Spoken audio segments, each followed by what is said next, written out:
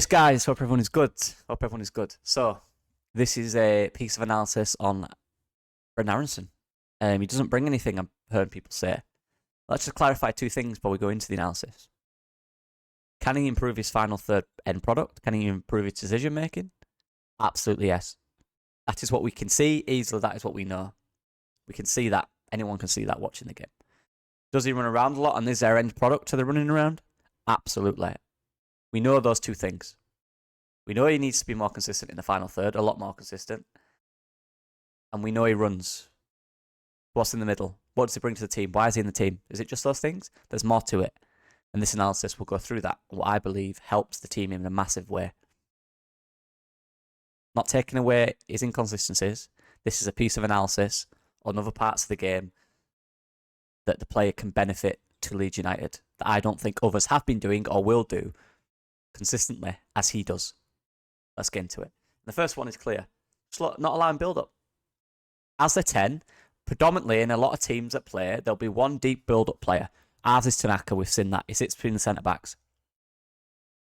Now, what I like about Aaronson, or the way we set up, they are not allowed that luxury. Because Aaronson is always touch tight. Or close to being touch tight on that sitting player. In this situation against Luton, it was Marvellous Nakamba. How many times do you remember Marvellous Nakamba doing anything in this game? Very little. And that is down to the basic principle, but a very important part of the team and a part of his role, being tight, not losing the marker, being aware and understanding the game and where he's going to move, where he's going to go, where the build-up phase is. And this is what I mean here. The ball's up here, as you can see. Say they set up like this. Now look at the red. That's the opposition, right? You know what? I'm going to put Aaronson in green. The red's the opposition, the blue's Leeds, right? Whatever. Boom, boom, boom. Their players, predominantly, and this is what teams play against us, they don't try and build up as much. They try to go into our half. The first pass after the centre-back is into our half. Now this is because of the role of Brenden Aaronson. The only real option to progress the ball they have in these deep positions is through the defensive midfielder. Right? Predominantly. Now you cut that off, you're forcing balls into risky areas. They're in here, in here. Now the problem with these risky areas, look how many players we have around it to feed off second balls. That could be there, that could be longer, whatever. We've got players covering, whatever. The point being, what Aaronson does is so good. Because he doesn't give their sitting midfielder, number 8, any space in the slightest. If he did, this is what it looked like. Boom. So if he's given a bit of space, he can turn, right, now we're going in there. And we're going with momentum, we can push up now. And we've got numbers around the ball. But because he cuts it off at source, the only real pass this guy can do is go back. Now the key thing is, they've created space. The only player they have in this area is the deep lane playmaker. That's the only one they have. So Aaronson's core role in this situation is to cut anything from deep build-up. And what that also does in deep build-up, if you're cutting this pass off, it makes them go longer. And when they're going longer, we know we can deal with it. This is where we've got to be good on second balls. This is where we've got to win the first contact, if not win the second. And when we do win it back, we have 3 or 4 players around the ball. This is where we can play, and this is where we can build out and attack. So the first part of the game is very simple and basic, people. He follows this marker very well. Players like that in our team didn't do that last year. There were so many times in certain games where we let this happen. And Brenden Aaronson's not been perfect at it. But for the most part, he's the most consistent player in doing that. And when you're cutting their deep lane playmaker, imagine a team cut Tanaka off for us. We're in trouble. Because then you're relying on longer balls into more dangerous areas. There's less build-up options. There's more straight passes. There's less angles. The deep lane playmaker is there to create angles, right? If you cut this off, boom, there's so much less angles. You can only really go forward. And this is where it's man for man in here. And this is where we're aggressive. And this is where we need to win it back. That's the first part of it. Part 2. This is more exciting. Half space movement. Between the lines, half space. It's either or. Now, look at this.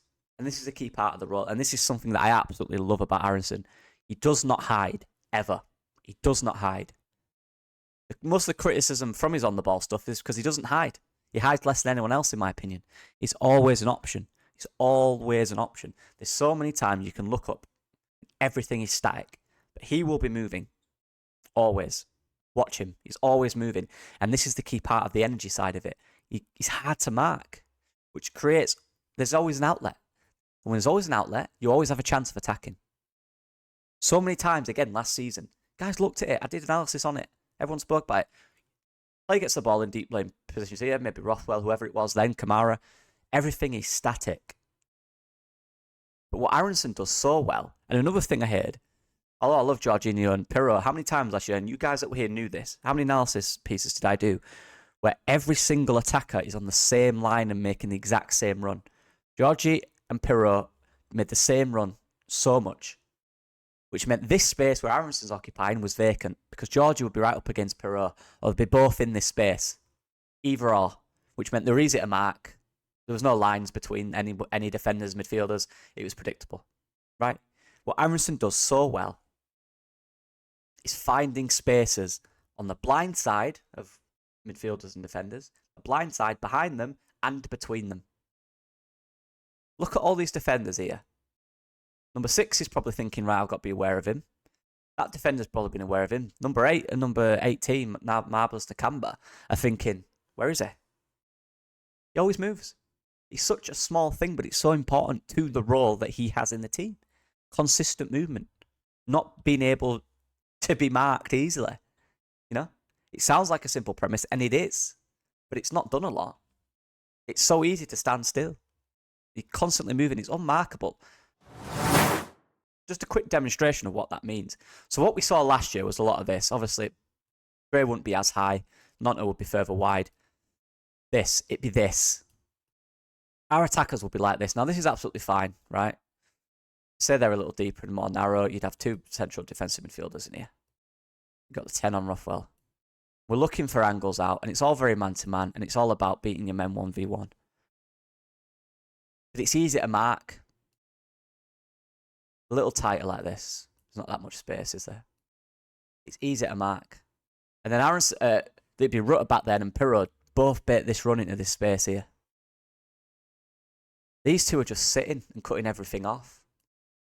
Because they're in the lines behind them. 4 knows exactly where they are. 5 knows exactly where they are. These two have been told by the guys behind them, just shuffle. Then, well, how many often do we just do this? And then hope that Somerville will do something for it. What Aaronson does so well, he's never on the same line as the striker. And what that does, not only does that create confusion, but when he's in there, it creates an angle. When you're here, there's no angle. It creates an angle. You can come out, back to Tanaka. You can get it, he can drive, Tanaka can come out, boom, and then we're in here with Nonto and Bogle can overlap. We can go into Pirro's feet and do a 1-2, we can go in behind. Or he can receive the ball from Rothwell, boom, in the gap. Who's going to him, who's marking him? 4 goes to him, Nonto's in behind. 5 goes to him, Pirro's in behind, or Pirro could come to feet. You know? When you're constantly moving, they have to change. They have to be organised to change the marker. They have to change the marker. If he goes over here, you've got to pass him on. That creates confusion just for half a second. That half a second could be enough for Tanaka to get the ball in space. And now we've got players everywhere and players making runs, you know? It's just those little decisions. It's those little quick decisions of understanding your role and how you need to be elusive. You need to be able to find spaces to create spaces for others. It's so important. It's something he does very well. Here's another example of it. Just quickly. These are just some examples of it now. Look where he is again. Doesn't receive the ball, but is in the space. So is Nonto. Because he's in that space, he's occupying 2 defenders. So this guy cannot commit to Nonto because then Aaronson would be in the space and it'd be an easy pass through. occupied by Byram and Pirro. And this is good play by Leeds. This is good positional play. You're allowing these guys in here to have space because everyone else is occupying positions. Bogle is up here occupying,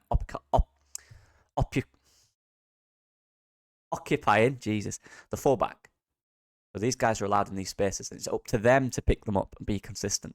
And there he is again, beyond and between the two midfielders. Look where they're looking, and look at the spaces he's got. So if Nonto does get it and wants to put a quick one in there for Aaronson, found. Another one. Ball goes into Pirro. Look who's an option. He's not on the last man, running in behind for no reason. He's creating an option. Sets it in back, plays the ball through, out wide. Successful this time. But he's between the midfielders. He's unmarkable. He's got no one around him. Look at these pictures.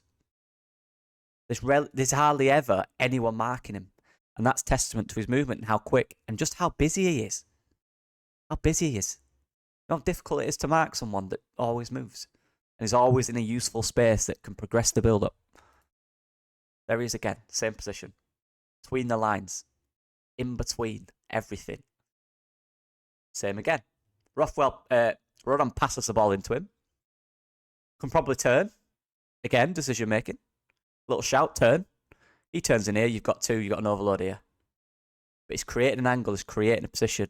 Look, again, who's close to him? No one, because he's got in there quickly. He's thought quicker than anyone else around him and thought, I'm just going to get into this space. I'm just let him know I'm there. Let him know I'm busy. 4 guys around him. Not one tight. Now, one thing Aaronson is really good at, and although his end product might not be there yet, consistently, to clarify, he's still got goal involvements, by the way. People forgetting that. 4 goals. But what he's really good at, that first, for me anyway, that first few moments on the ball. So when he gets it in this position and he does drive, that next 5 seconds, I think is really good. I think it's really good. So it's the bit after that when he's got more time to think about it. He's almost better instinctively. Because he thinks the game so much, it's all instinctive. Right? And I think attacking players are better when they're instinctive, personally. We know Jorginho Rutter is, Somerville, for example. When he had more guys around him, he had to think about it. It's difficult. It's instinctive. It's better instinctive. But yeah, there's just another example. Willingness to going beyond. It's all right coming to feet and creating spaces in the middle between everyone. When it's on, can you go in behind? Another part of the game. Another part of the role that this 10 has, which he is doing. So here's an example of that game. Nonto has the ball. Nonto drops it. We've seen this before. What that does, it takes him out. It just creates a bit more space up here. Potential overloads. Now, the overload comes from this. So Nonto's dropped out. He's got the ball. The overload comes from this. Pirro drops deep. Aaronson makes that running behind. Now, it's only an overload if Aaronson is quicker and reacts quicker than this midfielder here. So the second Pirro starts to move, Aaronson has to recognise that that's going to be the space in behind. And you put a ball in there. And he does that every time. Without fail. That's one of his best attributes. I can't lie. But see, Pirro's occupying the 4. Aaronson's not really in the game here, but he's waiting for that overload. Boom. He comes out. Maybe he'll use him, maybe he's not. If he doesn't, there's a ball over where he vacated. If he's quicker than the 8, he's in. And there comes a problem in this position. Can he be clinical?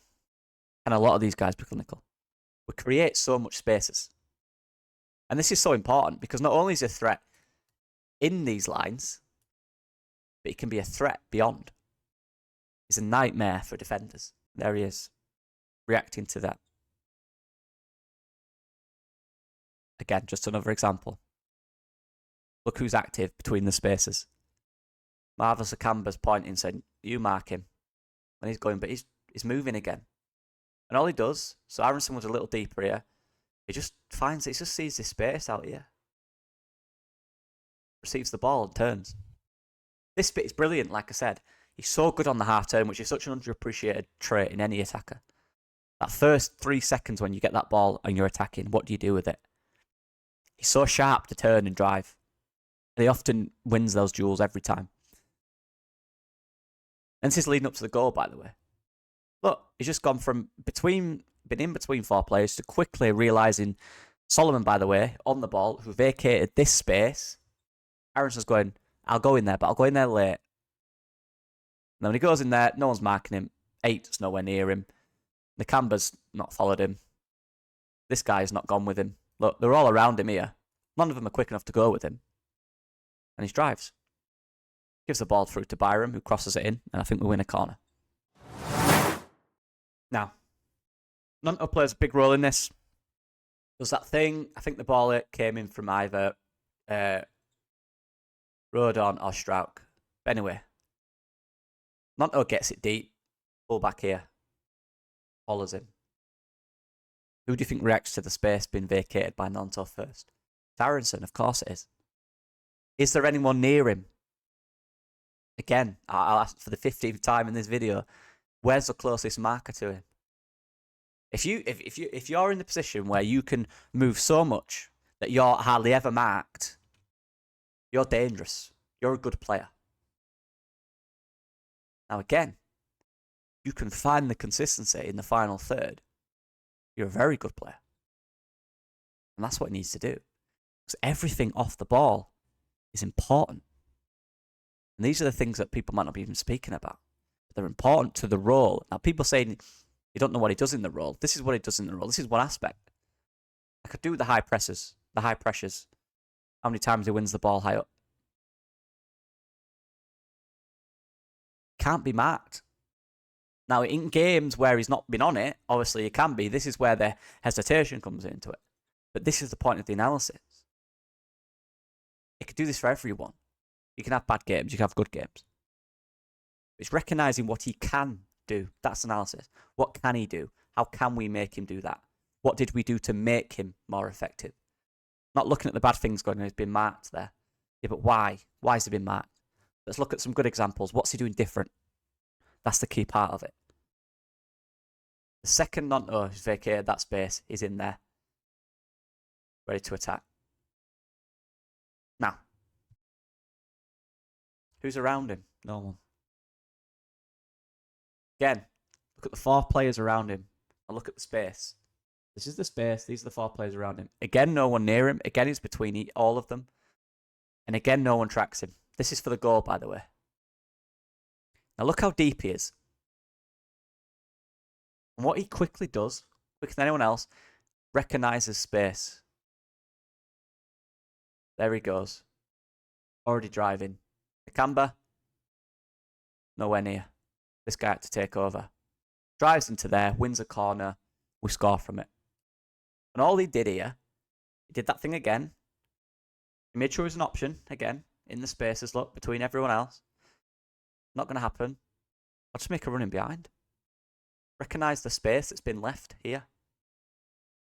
I'll drive into it. He wins a corner and we score from it. And just this epitomises him so well. Again, there it is. Tight he is to his marker. Swansea are looking for that deep laying playmaker to build out from the back. They're looking for him. They've got 2 centre-backs. They're looking for the guy in here. He's not on. So you have to go long. You have to take more risks. Which could work for them if they're very good at that. But ideally, you'll have that pivot so you can play up, back and through. You can go in and behind, you know, different angles. Aaronson is not letting them have that. He's just always so tight and he tracks them so well. And again, quick decision. Vogels come out. The centre-back shot wide. Where's Aaronson going? Into the space. Into this space. He drives into this space. Doesn't get it, but he makes that run. Again, who's around him? Tell me who's around him. Tell me who's marking him. No one's marking him. Now again, he needs to be more effective when he gets the ball. They can be absolutely deadly for us. I can't say this enough. He can't be marked. He's too quick at this level. He can't be marked. There we go again. Tanaka finds him this time. Who's close to him? This guy's going, oh, that should be my man. This guy's going, oh, it probably should be mine. And these two are thinking, do we go? In between. Always an option. Never hiding. Turns and drives with it. Gets the ball in there. Boom. Space to drive. And look, 1, 2, 3. He's offside, but 1, 2, 3, 4. 4 players in a position to advance. One pass, one movement, one brave movement from Aaronson to find the space. Not on the same line as any attacker. Not being able to be marked. Quick movement, quick decision making. This is the problem. The execution. Final decision isn't on. There it is. It's gone too far ahead of Bogle. Quite a simple pass. Bogle gets it. You've got a quick early ball into the space. You've got 3 runners in the box. They're stretched. This is it. This is the bit that no one's denying. Even people that back Aaronson, no one's denying this, by the way. People try to act like you're saying he's the best thing. No one's denying this bit. No one. I've not seen anyone deny this. This is a problem. Or something he needs to work on. Final decision. And I've been saying this and people don't believe me. That's fine. Whatever. Everyone has their opinions. It's just mine. It's my observation of the player. I have to agree. And this is something I just love. Like, again, here it is. It is that deep guy. Look, as you can see, look. When Swansea go short, when they play out, everyone else is predominantly high up. And this is where you either need a long ball from the centre-back, work it out wide, or give it to the pivot to play balls between these lines here. See? Aaronson's right there. And there he is right there again. And he makes him go all the way back. How many players do you all the way back? From this position here. No. Just a quick little thing I like to share because it's a little aspect of his game. But yeah, that's it, people. That's all I'm doing today. I didn't want to make this longer than 30 minutes. But there it is. This is a piece of analysis. This is not... I hate it when people are like, oh, it's just an agenda. No, it's a piece of analysis. I'm answering the question of Aaronson does nothing. I'm just analysing what I think he does do very well. And everyone will say, well, that's his role. Yeah. People are saying he doesn't do his role. A big part of your role, a big part of Leeds United's success this season is how we've moved off the ball. Our shape is so important. I know it's boring. Yeah, I get that. I get it's boring. From obviously a neutral fan perspective, it's boring. But it's vital. It's important. And he's a big part of it. He's always available. He doesn't hide. He's always between the lines or in half spaces, one or the other. Making every player around him make a decision every second as to who's marking him. So a lot of the time, none of them do. Now, if he can clean up that final third for when he gets the ball in those positions and be more consistent with it, he's going to be a huge, huge problem. But that's the problem. That's the part of his game he has to improve. I don't care about all this strength stuff. I do not care. If you're telling me you have to be big and strong to be a footballer, you're completely wrong. Completely wrong. Utterly wrong. If you're quicker and move quicker than anyone else, you don't need anything to do with your upper body. Tell me how many times in these positions was Aaronson marked by a big, strong person? None. Because he moves quicker than them. You've got to outthink them. You've got to be quicker than them. You've got to get past them before they can use the body. You've got to be already beyond them when you get the ball. I was tiny. I never struggled physically. I didn't. It's just a narrative that goes around small people, and it annoys me. You're quicker than them, in the legs and in the brain. Don't matter how big they are. It's irrelevant. It's always nice to do something to make yourself feel a little stronger. So in positions where you're in tight spaces, you can get your body in front and remain strong and win a foul. But that's it. I've said this for years, and I don't care what anyone says. You do not need to be. And anyone thinks you are, let's have a 1v1 on a football pitch, and let's see what happens. Honestly, every week you get people mentioning how small I am, and then I've just run past them. But anyway, a story for another time. Yeah, I hope everyone is good. Yeah, that's the analysis. I'll see you guys in a bit. Please give me one of them, just because just because this honestly took ages. A long time, but I appreciate everyone's support, comments as well. You're all legendary. And I'll see you guys in a bit.